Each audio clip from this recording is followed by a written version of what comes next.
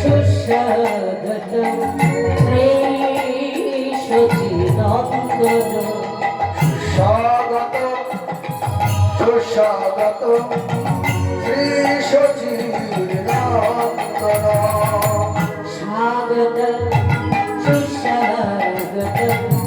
শ্রী সচিদানন্দন সুস্বাগত সুস্বাগত শ্রী সচিদানন্দন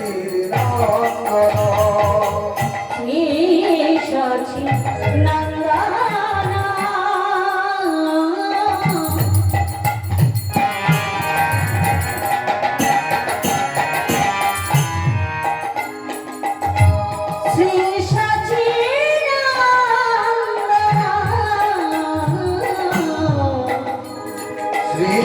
সচিদানন্দন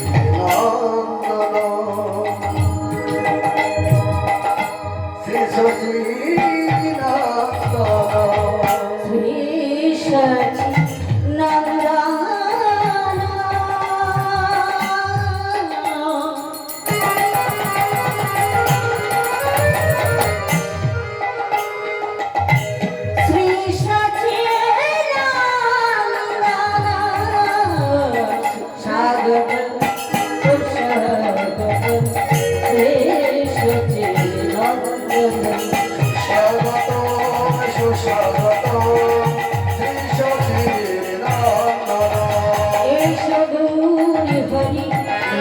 সঙ্গে করি রাখি প্রভু বাড়িবার ভক্তিহীন শক্তিহীন হাত ধরে তাই সঙ্গে করি আমি ডাকি প্রভু বারবার ভক্তিহীন শক্তিহীন হাত ধরে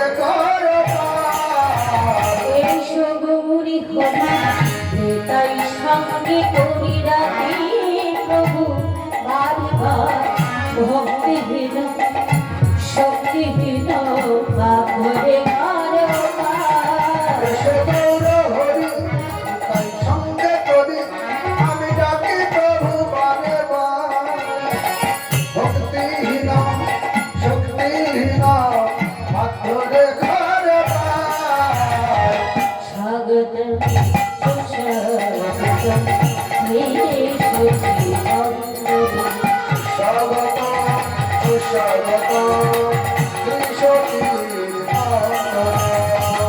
অখণ্ড মণ্ডল কর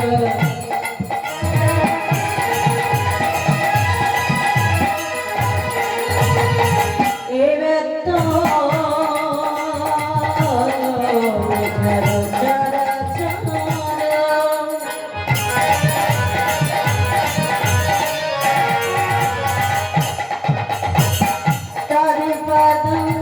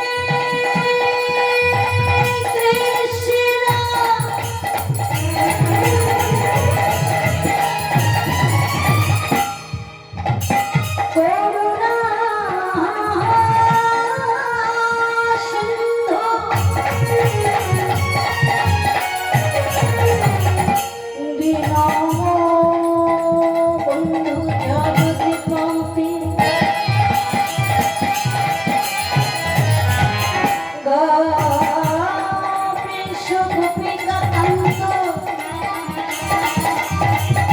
রাধা কান্ত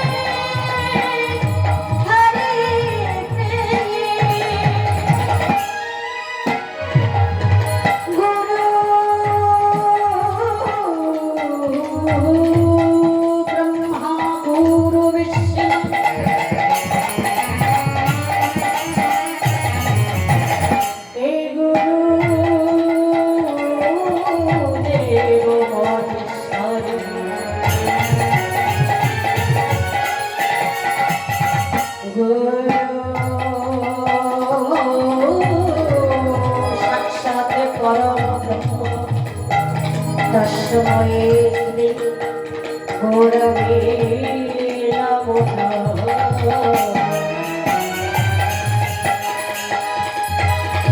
গামছা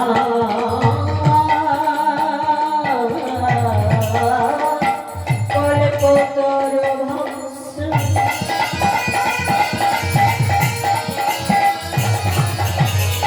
এই কৃপা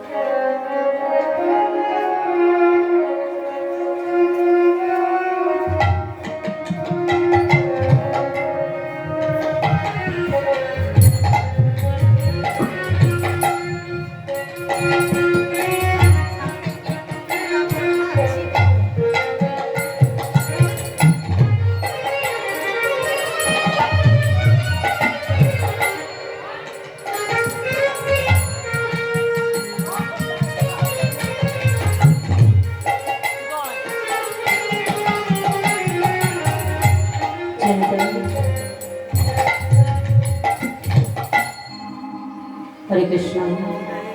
जय श्री राधे राधे श्याम। প্রভু ভালো করে করবা।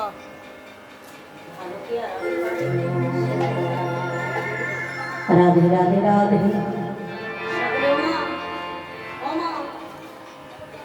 সমুখে এসে বসুন, সকলে একটু কাছাকাছি এসে বসুন। जय राधे राधे श्याम जय गिरिधर। সকল সাধুগুরু বৈষ্ণবীর চরণে শত সহস্র কোটি দণ্ডবত। দেখুন এই কীর্তন জগতে সর্বকনিষ্ঠা শ্রীমতী অতসী সরকার শ্রদ্ধাহীন ভক্তিহীন অদম্ভীর হয়তো লীলার মধ্যে অনেক ভুল ত্রুটি হতে পারে। নিজ নিজ সন্তানই কেন নিজ নিজ ভগ্নী রূপে আমাকে ক্ষমা করে দেবে। দেখুন আজ এই প্রভাত থেকে যে আপনারা অষ্টকাল লীলা পর্যায় আস্বাদন করছেন, সর্বপ্রথমে প্রভাতকালে আস্বাদন করেছেন শ্রী গোবিন্দের রসোদ্গার, আর এখন দ্বিতীয় পর্যায়ে শ্রী গোবিন্দের গমন গোষ্ঠ। তাই আমার ভক্তদের চরণ ধরে সম্ভুল করে পিতৃমাতৃর চরণে প্রণামে জানি এবং আমার শ্রী গুরুদেবের শ্রীপাদ পদ্ম শরণাগত হয়ে আমার রাধা মাধবীর চরণ ধরে নিয়ে আমাদের লীলাটাকে আমরা সকলে মিলে একসঙ্গে আস্বাদন করব। নিতাই গৌর হরে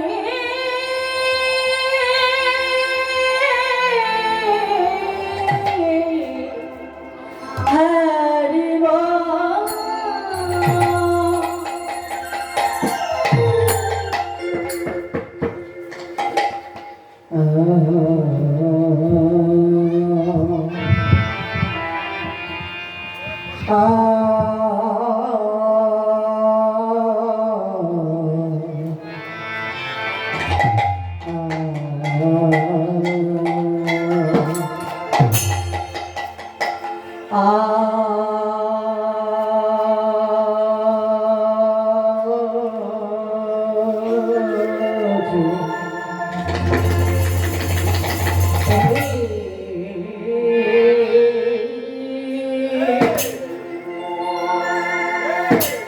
আজুরি গো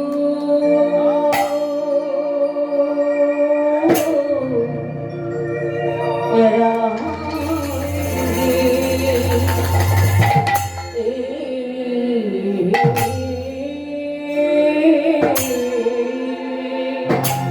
আরে ও ও হে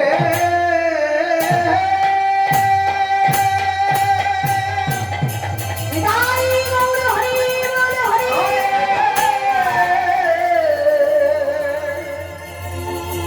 হে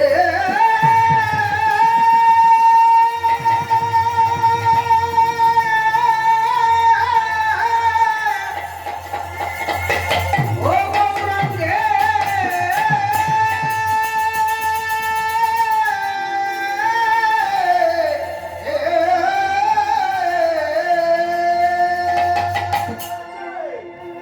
ও গৌরাঙ্গে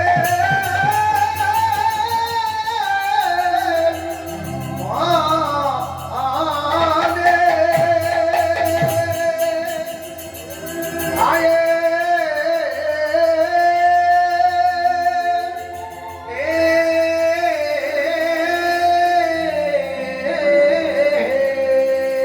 ঘোড়ার বাড়ি কিনা আ আ আ ভাবে এ আয়ে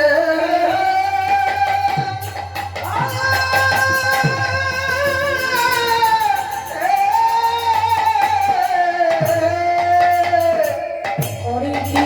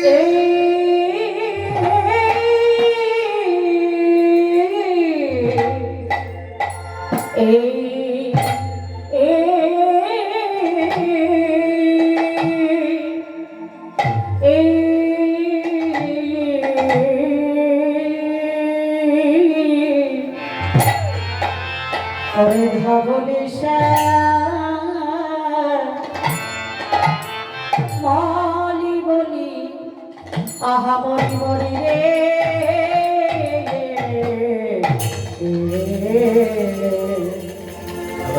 ওরে সাধনেরা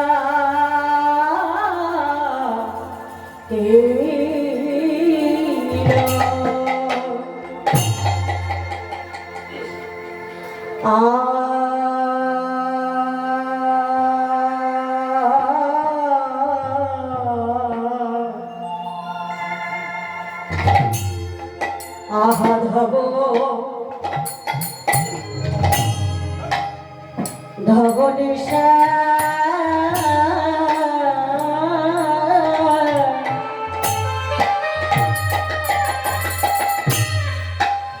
শ্যামলে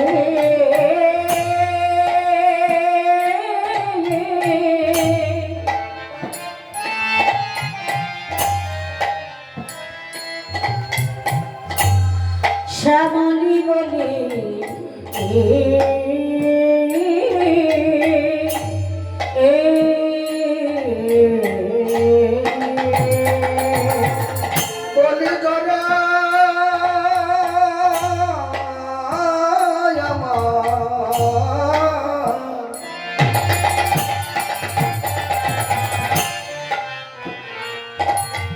দেখো ধবলি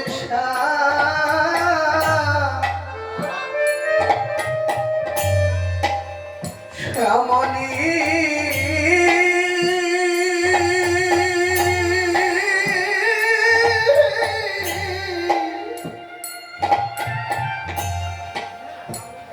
শ্যামলি বলি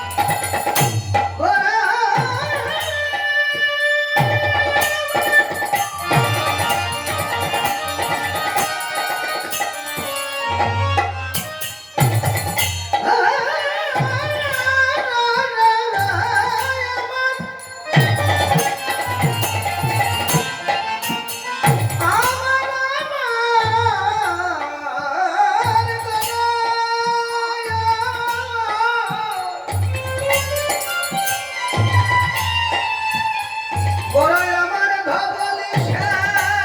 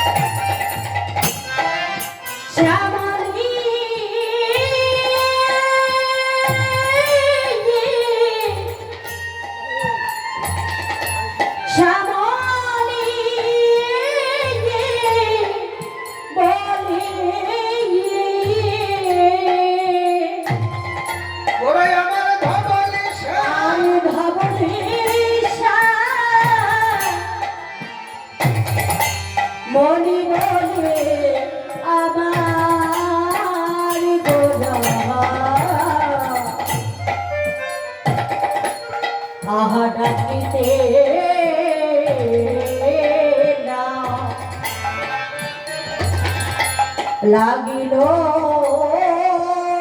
ভ্রমরি রে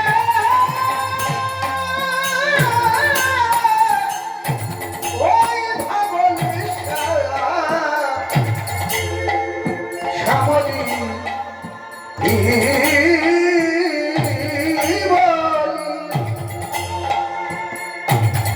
গোড়ায় আমার ডাকিতে লাগিল আরে ধাবলি শ্যামলি বলি ওরে ধাবলি শ্যামলি বলি গোড়ায় আমার গোড়ায় আমার সখা মেটা লকিল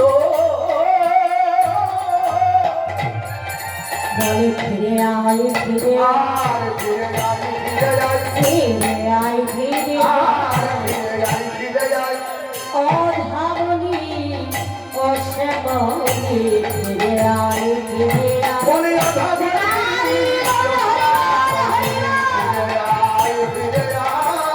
তুমি বলে যাস না রে ফিরে আয় ফিরে আয় ওই দুর্বলে দাস নারে ফিরে আয় ফিরে আয় ওরে তুমি বলে যাস না রে ফিরে আয় ফিরে আয় ওই দুর্বলে দাস নারে তুমি বলে বসুরা ফিরে আয় ফিরে আয়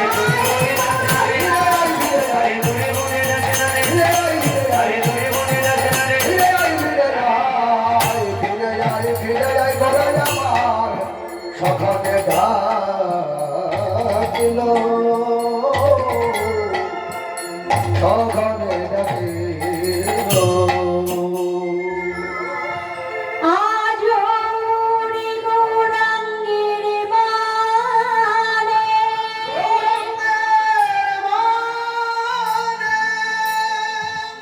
ওরে কি ভাব উঠিল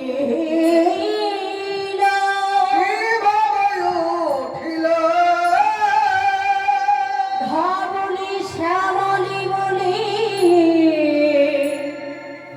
গোড়ায় আমার ডাকিতে লাগি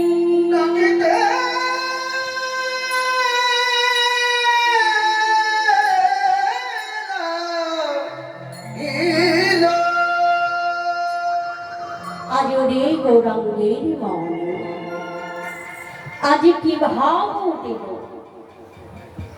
ধবলি শ্যামলি বলি গৌর ডাকিতে লাগিল আজ শ্রী শ্রীমান মহাপ্রভু যিনি আমার কলিযুগের ভগবান আমার গৌরাঙ্গ মহাপ্রভু এই নদিয়া নবদ্বীপের মাঝে আজ ধবলি শ্যামলি কমলি পিয়ালি বলে লালি বলে ডাকছে আচ্ছা বাবা এই ধবলি শ্যামলি কমলি পিয়ালি এরা সকলে তো বৃন্দাবন ছিল নাকি বাবা এই নদিয়া নবদ্বীপের মাঝে কোথায়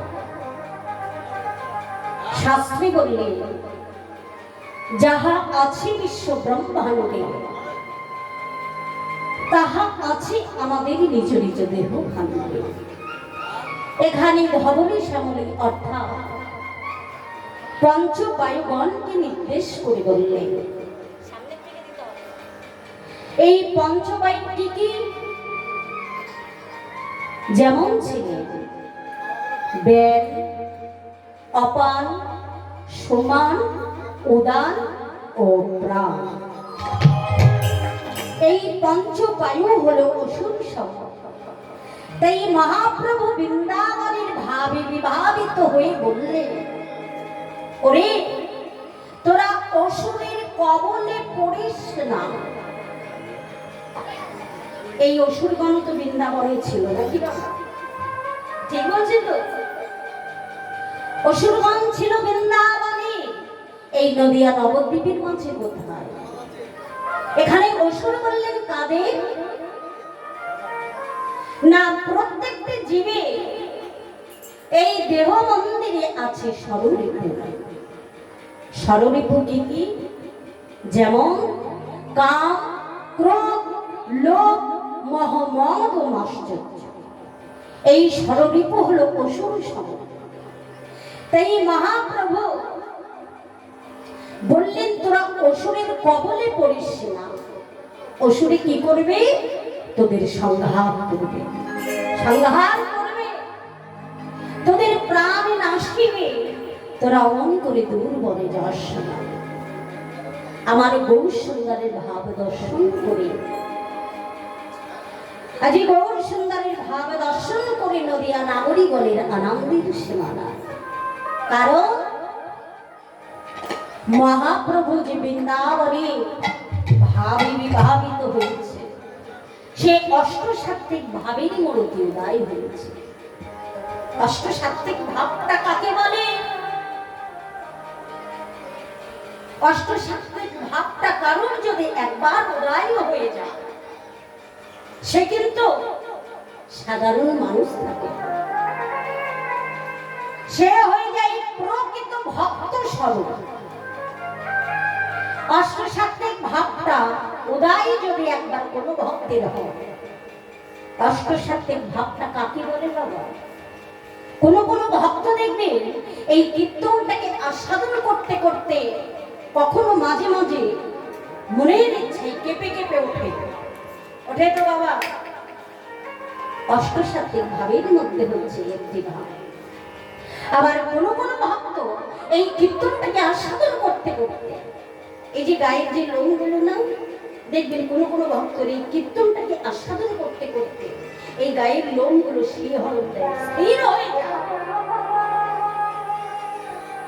অষ্টসাত্ত্বিক ভাবের মধ্যে হচ্ছে এই হলো আরেকটি ভাব। আবার কোন কোন ভক্তরা দেখবেন কীর্তনটাকে শুনতে শুনতে বাবা, কীর্তনটাকে আস্বাদন করতে করতে আপন ইচ্ছায় বয়ান কমল ভাসিয়ে কাঁদে। অষ্টসাত্ত্বিক ভাবের মধ্যে এই হচ্ছে আরেকটি ভাব। আবার দেখো কোন কোন ভক্তরা এই কীর্তনটাকে আস্বাদন করতে করতে ভক্ত ভক্ত অমনি কোলাকুলি করেই কাঁদে।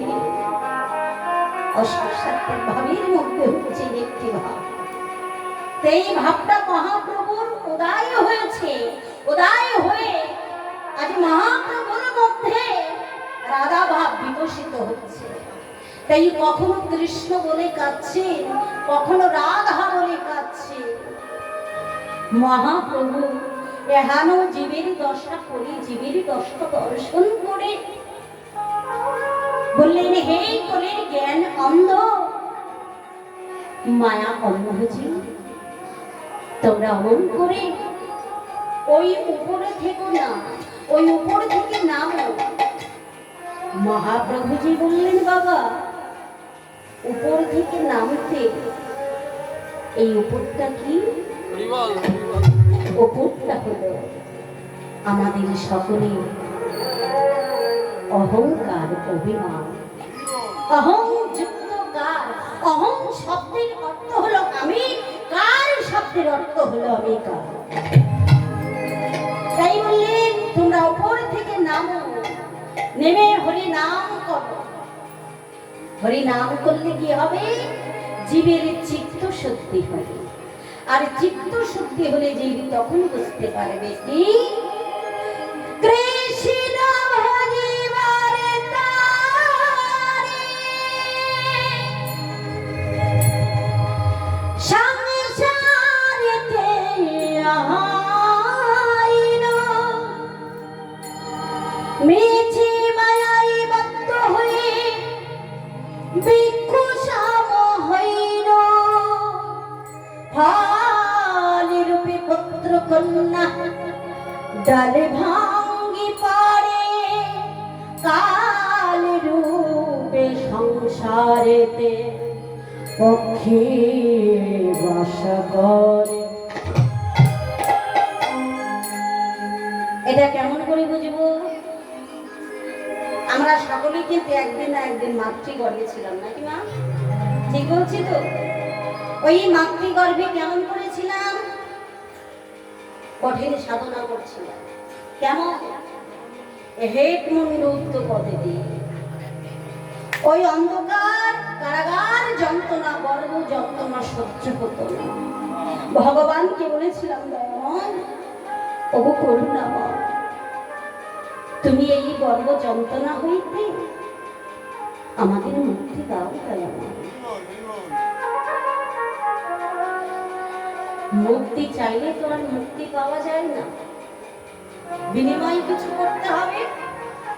ভগবান বললেন, শোনো জি, আমি তো তোমাদের মুক্তি দেব, কিন্তু তোমরা আমাকে কথা দাও ভবমাঝে গিয়ে আমার জন্য তোমরা কি করবে।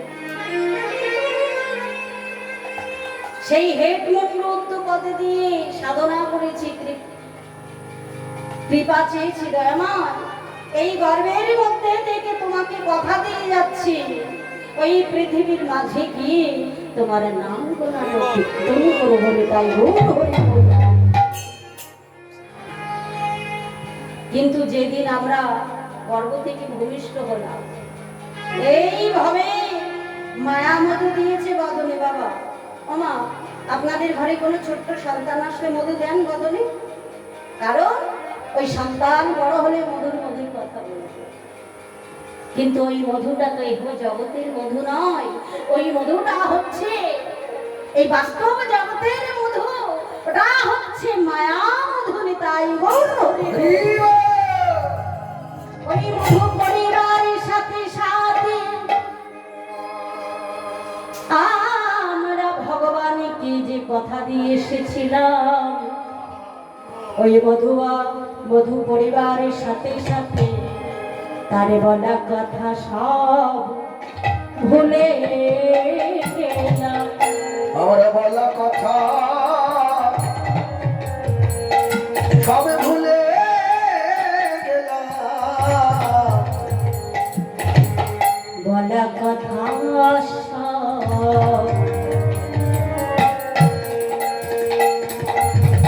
ভুলে গেলাম।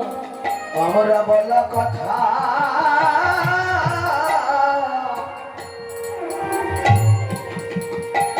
সবে ভুলে গেলাম। কেমন যে নামে করব ভুলে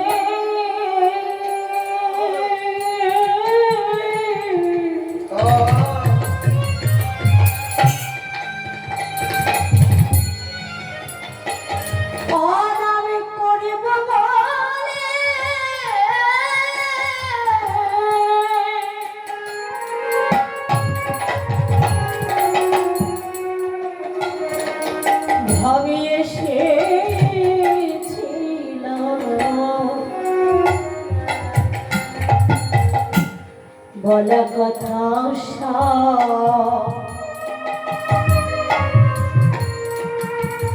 ভুলে গেলাম। ও নামে করব বলে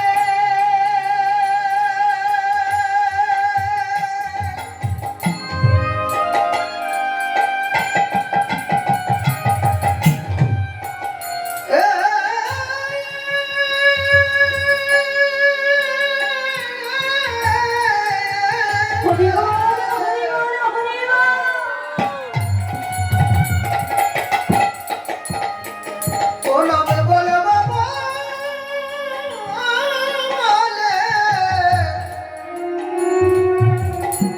আমরা এসেছিলাম,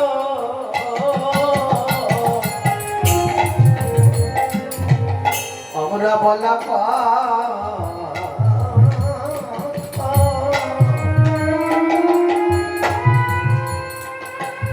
আমরা ভুলে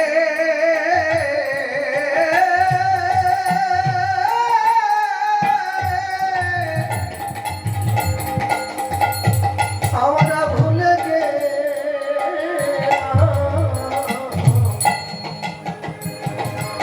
নামে করব বলে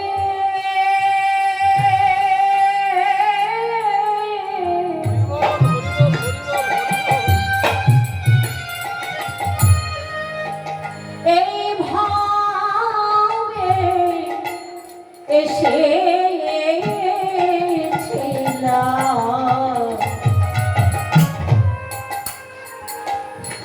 বলা কথা সবই ভুলে ও গেলাম নাম করব বলে এসেছিলাম আমরা বলা কথা সবই ভুলে ও নাম গেলাম করব বলে এসেছিলাম বলা কথা সবই ভুলে গেলাম বলে এসেছিলাম বলা কথা ভুলে গেলাম বলবো বলে এসেছিলাম বলা কথা ভুলে গেলাম বলবো বলে এসেছিলাম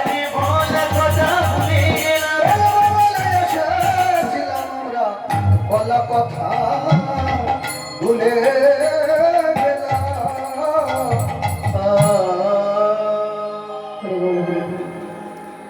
নাম করব বলে এই পৃথিবীর মাঝে এসেছিলাম কিন্তু ভবের মায়ামতি পরিবারের সাথে সাথে ভগবানকে যে কথা দিয়েছিস সব ভুলে গেছে এই নাম আর করা হবে না তাই দেখুন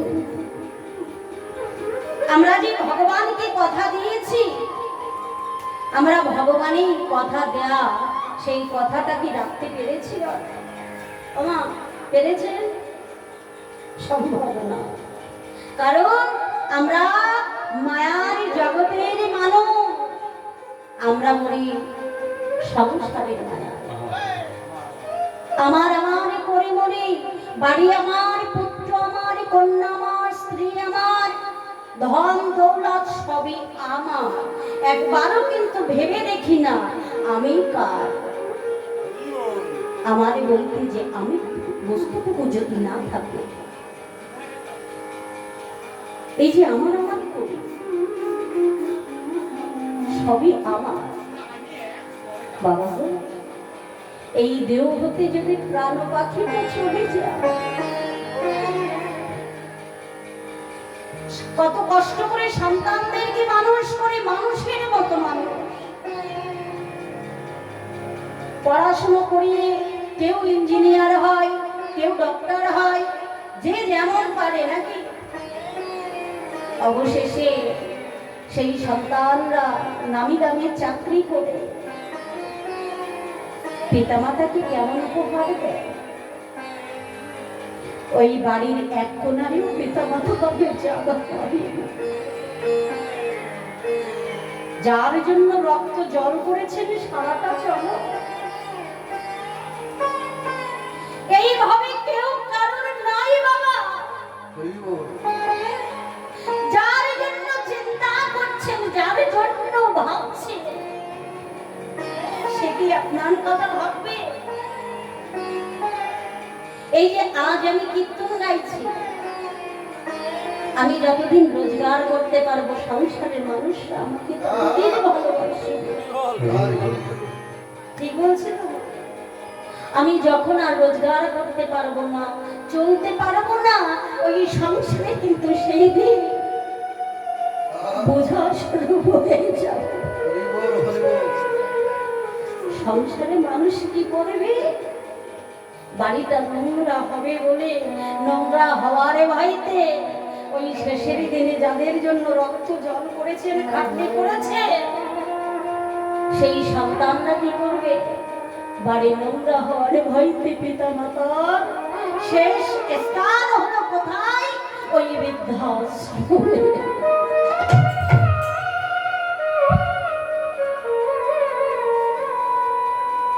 কেউ কারণ নয় কেউ কারণ নয় এই জগতে যার কথা সেই ভাবুন এই সংসারের মায়াটা পরিত্যাগ করে যার কথা চিন্তা করলে কাজের মতো কাজ হয় এই যে মিছে মায়ায় যে নয়নের জল ফেলে এই বৃথা জল ফেলে কোনো লাভ নাই যদি নয়নের জল ফেলতে হয় এক ফোঁটা জল ফেলতে হয় শ্রী গোবিন্দাই নম বলে তার চরণে সঁপে দিয়ে তাকে ডাকার মতো ডাকুন তাই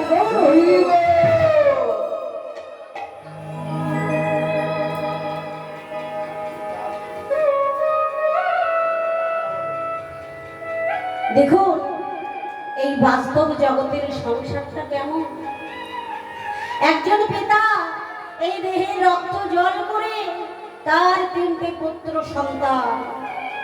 স্ত্রী সেই ছোট্টবেলায় সন্তানদেরকে রেখে স্ত্রী মারা গেছে। এবার সন্তানদেরকে মানুষ করতে হবে। পিতা কত কষ্ট করে সন্তানদেরকে মানুষের মতো মানুষ করেছে। পড়াশোনা করিয়ে বাইরে পাঠিয়ে বড় ছেলে হলো ইঞ্জিনিয়ার, মেজোটা হলো ডক্টর, আর ছোট ছেলে হলো উকিল।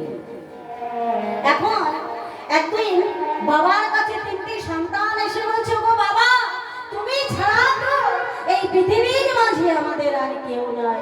তুমি হলে বাবা, তুমি হলে আমাদের মা, কারণ তুমি ছাড়া আমাদের কে দেখবে? তুমি বটের ছায়ার মতো আমাদের মাথায় ছত্র ধরে রেখেছ। এখন সন্তানদের ছাড়া পিতা কিছু ভাবতে পারে না। আমার ছেলে অমুক, আমার ছেলে তমুক, এমনি করে কোনোদিন ভগবানকে ডাকা ভুলে গেছে সন্তানদের মায়াই করে, সংসারের মায়াই করে। এখন একদিন ছেলেদের কাছে জিজ্ঞাসা করছে, রে বাবা, তোরা আমাকে কেমন ভালোবাসিস? বলছে, তুমি কি কেমন কথা বলছো বাবা? আমি কেমন ভালোবাসি? আমার ভালোবাসার কথা তাহলে তুমি শোনো পিতা। বলছি কেমন? বলছি শোনো, তুমি যেদিন মারা যাবে, হ্যাঁ বড় ছেলে বলছে, তুমি যেদিন মারা যাবে আমাদের এই বাড়িতে একদম সবচাইতে যে মিষ্টি আম গাছটা আছে না, ওই আম গাছটা কেটে তোমার দাহ করব। বাবা বলছি, এতটা ভালোবাসিস বাবা? হ্যাঁ বাবা, আমি তোমাকে এতটা ভালোবাসি। এখন মেজো ছিল ছুটতে ছুটতে এসে বলছে, বাবা, দাদা তোমাকে এই কথা দিয়েছে, তাহলে শোনো, তুমি যেদিন মারা যাবে আমি কি করব? বাইরে থেকে দামি দামি পাথর এনে, শ্বেত পাথর এনে তোমার একটা স্মৃতি মন্দির করব। ছেলেরা বাবাকে কথা দিচ্ছে। ছোট ছেলে বলছে, বাবা, দুই দাদা যেখানে এইগুলো দেবে, তাহলে আমি আর কি করব? শোনো, আমি যে দেশে যে দামি দামি মিষ্টি আছে, তুমি গত হলে দাহ করার পরে আমি ওই দামি দামি মিষ্টি এনে সারা গ্রামের লোকে খাওয়াবো। ছেলেরা বিশাল ভালোবাসে, বাবার বুক ফুলে গেছে। এখন কোনোদিন ভগবানকেও ডাকে না। একদিন সাধু বাবা এলো, হ্যাঁ একজন বৈষ্ণব এলো, দেখছে বাড়িতে কোনোদিন ভগবানকে ডাকে না। সেই বৈষ্ণব বলছে, বাবা বাড়িতে আছো? হ্যাঁ বাবা, কে? বাবা আমি এসেছি। এখন বৈষ্ণবকে বসতে দিয়েছি। বলছে, বাবা কি করব, আমার এই মায়ার সংসার, 3টে ছেলেকে মানুষের মতো মানুষ করতে গিয়ে দেহের রক্ত সব জল হয়ে গেছে। সে কি তোমার ছেলেরা তোমাকে দেখবে তো? কি বলছো? আমার ছেলেরা যা ভালোবাসে, এহ জগতে কোনো বাবার সন্তান তাকে এত ভালোবাসে। ঠিক বলছো? হ্যাঁ বাবা। তা তোমার জানো তো, আমার বড় ছেলে আমাকে এতটা ভালোবাসে, সে আমাকে কথা দিয়েছে, আমি যেদিন গত হব আমার বাড়িতে সবচাইতে মিষ্টি আম গাছ, সেই আম গাছটা কেটে আমাকে দেবে। তাই নাকি? হ্যাঁ বাবা। বলছে, ওরে বাবা, তাহলে তো ছেলের তুলনা নেই। আর আমার মেজো ছেলে, সে তো বাবা আনতে প্রাণ। সে বলেছে যে বাইরে থেকে সে পাথর এনে আমার একটা স্মৃতি মন্দির করে দেবে। আরে বাপ রে বাপ, এত ভালোবাসা বাবার। আর ছোট ছেলে, সে তো বাবা আনতে প্রাণ, সারা গ্রামের লোকের দামি দামি মিষ্টি খাওয়াতে বলেছে। এই যে বাবা, তুমি যে অন্ধের মতো ভালোবাসো তোমাদের ছেলেকে, তা তোমার ছেলেরা যে তোমাকে কথা দিয়েছে, তুমি কোনোদিন পরীক্ষা করে দেখেছো বাবা? বলছে, আচ্ছা মুশকিল তো বাবা, আমি কি মরেছি যে ছেলেদের পরীক্ষা করবে? শোনো বাবা, তোমাকে করতে হবে না। এই দেখো, আমার কাছে এমন একটা ঔষধ আছে, তুমি রাত্রে খাওয়া দাওয়ার পরে এই ঔষধটা খেয়ে ঘুমাবে। হ্যাঁ, বাইরে থেকে দেখে মনে হবে তুমি মারা গেছো, কিন্তু ভিতরে তুমি সব জানতে পারবে তোমার ছেলেরা কি করছে না করছে। ঠিক আছে বাবা, দাও ঔষধটা। এখন বাবা রাত্রে খাওয়া দাওয়ার পরে ওই ঔষধটা খেয়ে শুয়ে পড়েছে। সকাল হয়ে গেছে, প্রভাত হয়ে গেছে, 6টা বাজে 7টা বাজে, বাবা আর ওঠে না। 8টা যখন বেজে গেছে, 3 ভাই একত্রিত হয়ে অমনি দরজাটা ভেঙে ফেললো।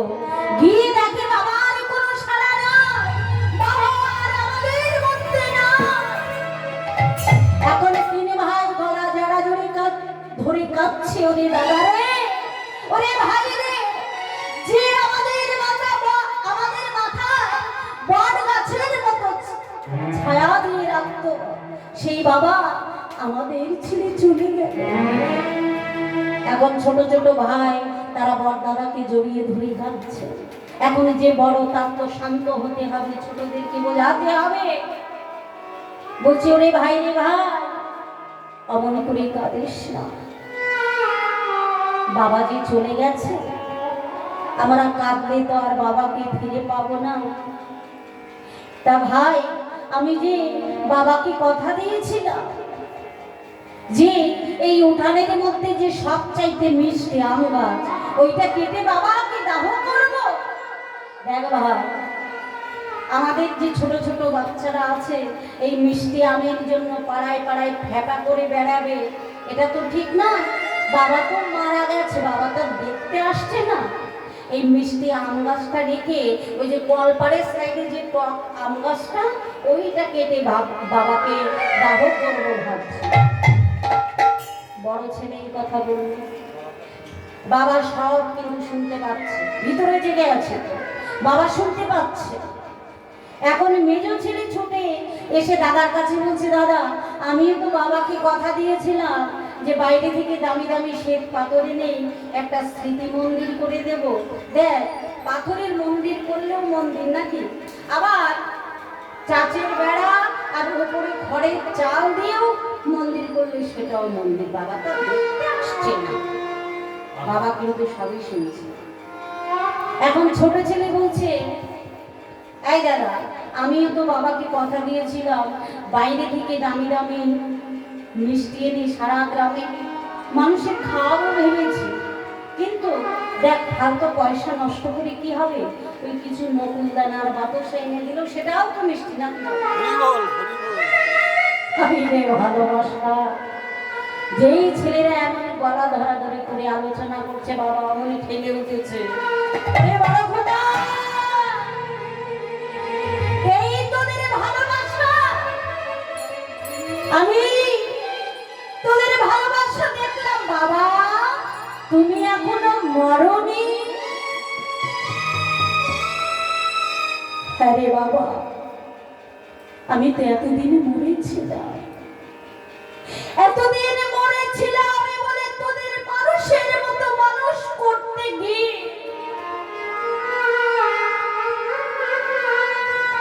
আমার দেহ রক্তগুলো সবই জল করে ফেলেছি।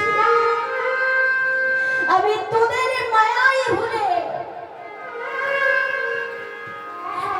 আমার ভগবানকে আমি ভুলে গেছি। আমি অনেক করেছি তোদের জন্য, আমি আর তোদের সংসারে থাকবো না। আমি এই মায়ার সংসারে আর থাকবো না। এই মায়ার সংসার পরিত্যাগ করে আমি বৃন্দাবনে যাবো। নিতাই গৌর হরি।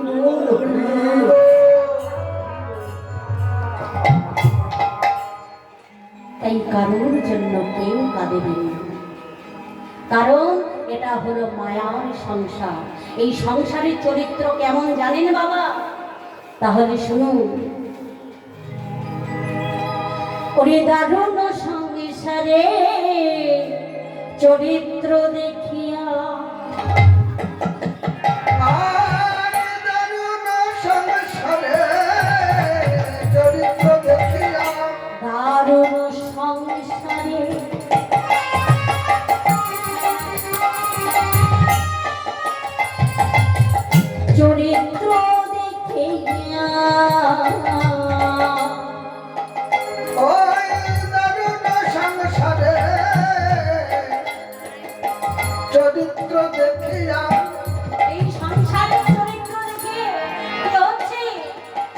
পরাণে লাগিছে ভয় আমার দারুণ সংসারে চরিত্র দেখিয়া আমার পরাণে লাগিছে আমার সংসারটা সংসার নয়, এই সংসার হলো কাল সাপের মুখে পড়িয়া রয়েছি। আমি কাল সাপের মুখে আমি শুকিয়া রয়েছি। এই কাল সাপের মুখে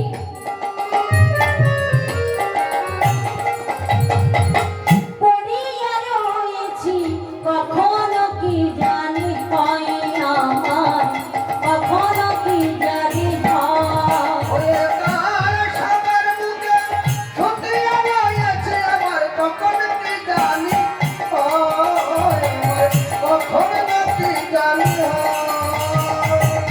তাই সংসারটা সংসার নয়, এই সংসারটা হলো একটি কাল ভোজন।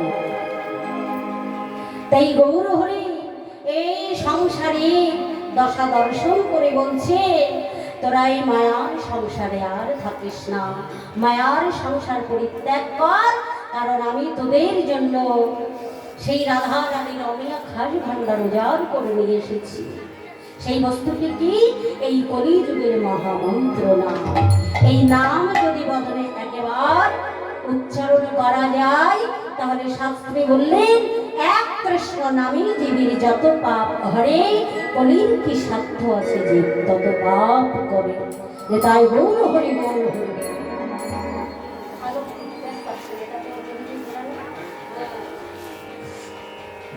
তেমনি করে আজ মহাপ্রভু বৃন্দাবনের ভাবি বিভাবিত হয়ে, বৃন্দাবনের ভাবি বিভাবিত হয়ে আজ কি করছে? সিংহাবেন মররি কহ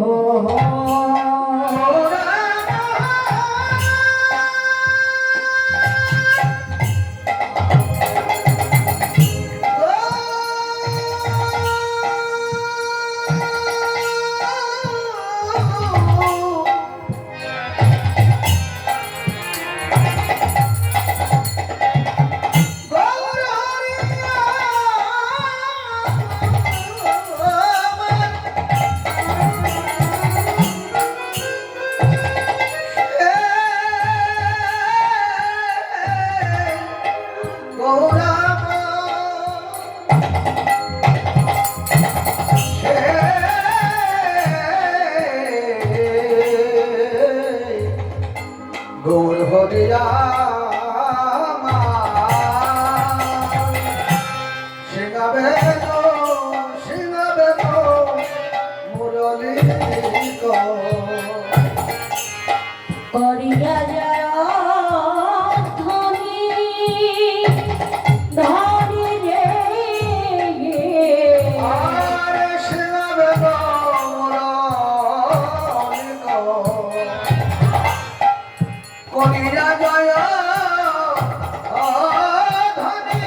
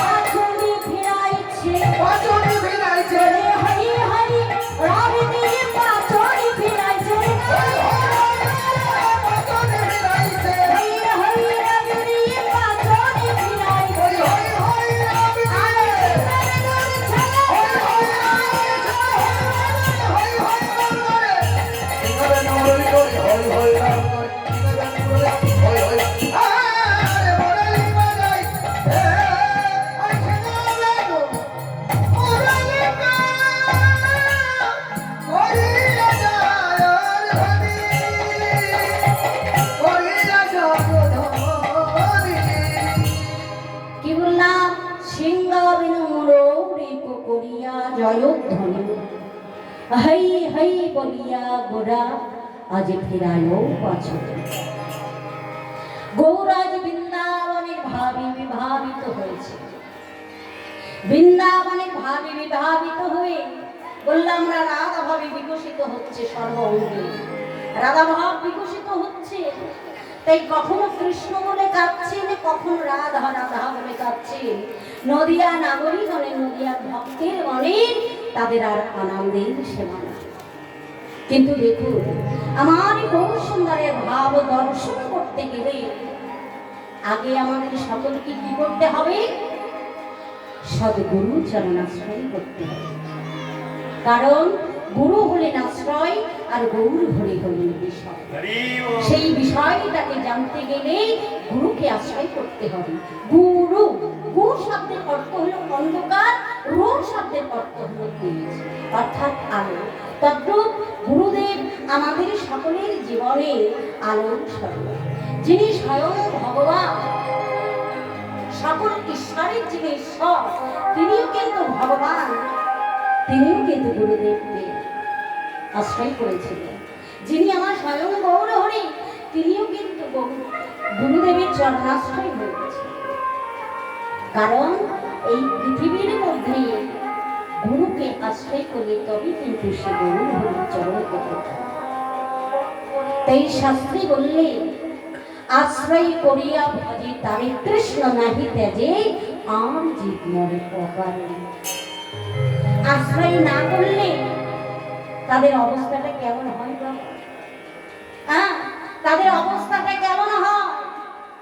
এই যে আশ্রয় করলে, এই যে আমরা তিলক ধারণ করি, কণ্ঠে মালা করি, ও মা, মাইকে কি বলবো, বাবারা বলতে পারবে।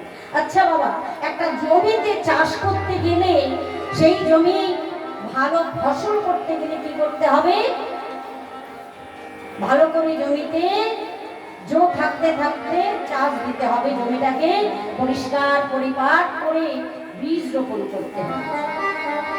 বীজ রোপণ করলে অঙ্কুর হবে, অঙ্কুর থেকে গাছ হবে, গাছ থেকে ফুল ফলে ভরে উঠবে, সুন্দর ফসল হবে। সেই জমির ফসলটা ভালো রাখতে গেলে কি করতে হবে? কি করতে হবে বাবা? জমির চারিপাশ দিয়ে বেড়া দিতে হবে, পাছে কোনো ছাগল গরু প্রবেশ করে ফসলটাকে যেন না নষ্ট করে দিতে পারে, তার জন্য বেড়া দিতে হবে। তাহলে কি হবে? ফসলটা ভালো থাকবে। এবার সেই ফসলটা ভালো থাকবে, পেকে গেলে, কৃষ্ণ উপযুক্ত হলে শ্রী গোবিন্দাই নম বলে তার চরণে নিবেদন করে দেওয়া যাবে। তদ্রূপ আমাদের এই যে দেহ জমিটা, এই দেহটা হলো একটি জমি স্বরূপ। এই দেহ জমিতে পাছে কোনো কুকথা আকথা প্রবেশ না করে, তার জন্য আমাদের এই দেহ জমিতেও বেড়া করতে হবে। এই দেহ জমির বেড়া হলো কি? এই তুলসীর মালা। এই তুলসীর মালা আমরা কণ্ঠে ধারণ করলে কোনো আকথা কুকথা প্রবেশ করলে সেটা কোনো কাজ লাগে না। এই দেহটা যদি কৃষ্ণ সেবা গৌর সেবা উপযুক্ত তৈরি করতে পারি, তবে কিন্তু আমাদের মানব জন্ম ধন্য হয়ে যাবে। বিদায় গৌর হরি বল, হরি বল। তাই সময় থাকতে থাকতে সকলকে গুরুদেবের চরণাশ্রয় করতে হবে। আমাদের এই দেহটা হলো অপরিষ্কার অন্ধকার। গুরুদেব কি করে? অন্ধকার জীবনে জ্ঞানের প্রদীপ জেলে দিয়ে ভাগবত শেখায়, অন্ধকার জীবনটাকে আলো ভরিয়ে দেয়। তাই বলা হয়েছে গুরু কৃপাহি কেবল। সকলেই গুরুর চরণাশ্রয় করলে গুরু কৃপা যে লাভ করতে পারবে, তবে কিন্তু সে আমার গৌর হরির চরণ পেতে পারবে। তাই গৌর হরি বল, হরি বল, হরি। তাই আমাদের যতটুকু আছে ওই শ্রী গুরুদেব,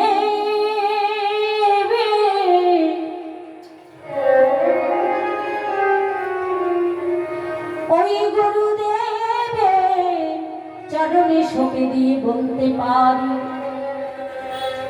হে গুরুদেব আমরা তো তোমার সেবার বিধান কিছু জানি না। আমরা সেবার বিধান কিছু জানি না। গুরুদেব গো,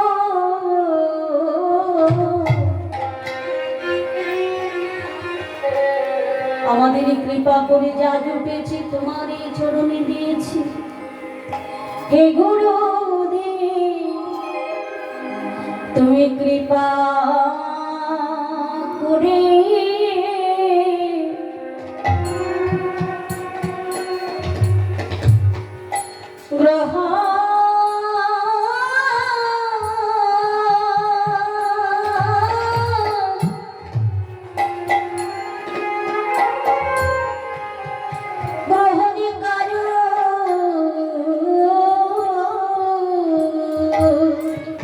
ওগো প্রাণের গুরু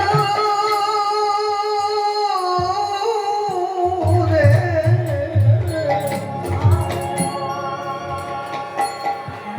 তুমি কৃপা করে